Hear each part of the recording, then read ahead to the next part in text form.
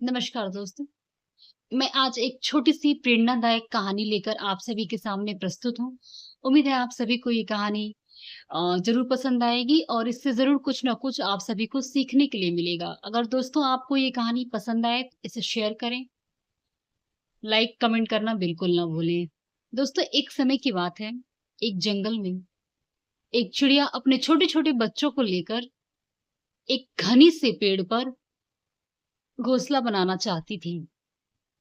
तो वो चिड़िया उस पेड़ पर जाती है और वहाँ घोंसला बनाने के लिए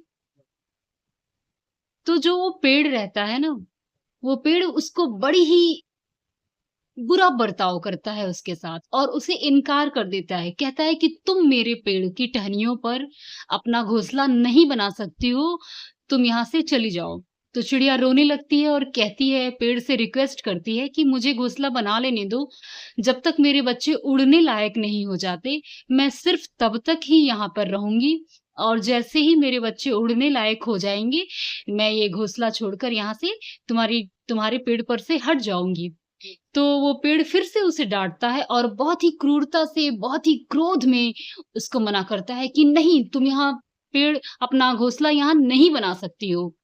तो वो इतना उसको झिड़कता है, इतने क्रोधित होकर उसको मना करता है कि वो चिड़िया रोने लगती है और बहुत दुखी हो जाती है। वो कहती है, वो फिर से रिक्वेस्ट करती है कि देखो बारिश होने वाली है, मैं अपने बच्चों को लेकर कहाँ जाऊँगी?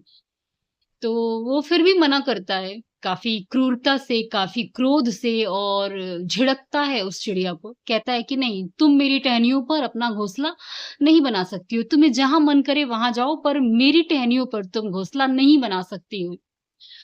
चिड़िया बहुत दुखी हो जाती है और उदास होकर वह दूसरे पेड़ के पास जाती है। वो जो जिस पेड़ के पास जाती है, वो पेड़ थोड़ा कम घना होता है। लेकिन फिर भी उस पेड़ पर जब वो अपना घोंसला बनाने जाती है, तो वह पेड़ उसे घोंसला बनाने की अनुमति दे देता है। तो चिड़िया ठीक उसी पेड़ के सामने जिसने मना किया था, उसी पेड़ के सामने अपने बच्चों के लिए घोंसला बनाती है। 2 दिन बाद उस जंगल में बहुत ही भयंकर आंधी-तूफान आता है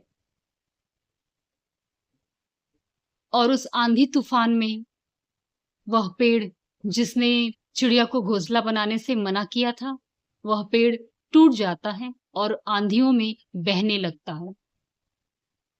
जो नदी का पानी है, उसमें इतना भयंकर बाढ़ आता है कि वह पेड़ उस बाढ़ के वेग को सह नहीं पाता और टूटकर बहने लगता है।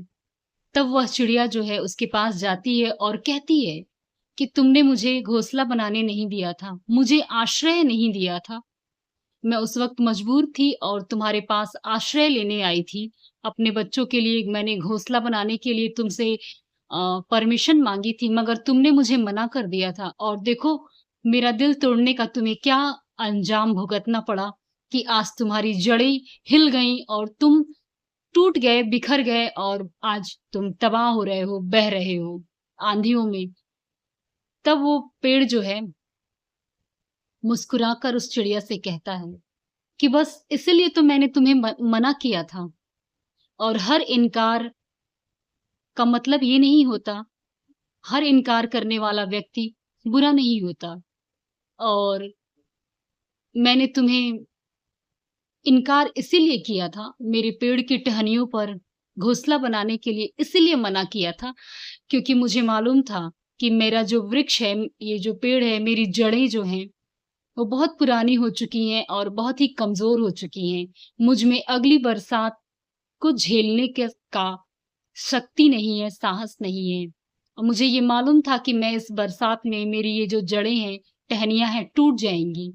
इसीलिए मैंने तुम्हें मना किया था, क्योंकि अगर तुम मेरे पेड़ पर घोंसला बनाती, तो तुम मेरे साथ-साथ तुम भी और तुम्हारे बच्चे भी इस नदी में बह जाते, इस बाढ़ का शिकार हो जाते, आंधी-तूफ़ान का शिकार तुम्हारे बच्चे भी हो जाते। इसलिए मैंने तुम्हें मना किया था। और इतना कहकर वो पेड़ उस बाढ़ वाली नदी में बह जाता है। तब चिड़िया को समझ में आता है कि इनकार करने वाला हर व्यक्ति बुरा नहीं होता और इनकार के पीछे कोई ना कोई रहस्य ज़रूर छिपा होता है।